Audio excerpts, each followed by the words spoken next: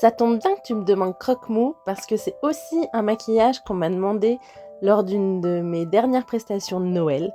Faut savoir qu'on était quand même 5 maquilleuses ce jour-là, avec chacune nos tableaux de modèles, donc il y avait quand même du choix. Mais malgré ça, il y a toujours des enfants qui ont des demandes très spécifiques et qui savent exactement ce qu'ils veulent.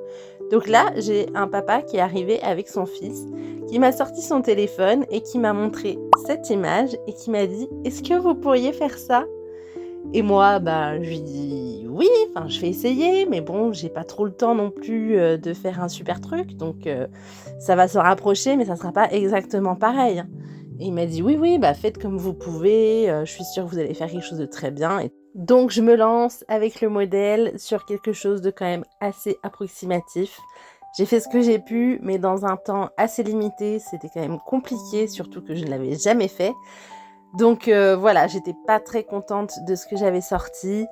L'enfant, j'ai bien vu à sa tête quand il s'est regardé qu'il était un peu déçu quand même. Donc voilà, aujourd'hui j'ai repris un peu le temps de refaire ce design un peu à ma façon en étant très inspirée de la photo que m'avait montré ce monsieur, qui est d'ailleurs un face paint de Olga Murasev, si je ne me trompe pas, qui est une excellente artiste. Et voilà donc ce que ça donne. Ça m'a pris une dizaine de minutes, c'est loin d'être parfait, mais bon, on le reconnaît quand même, non ?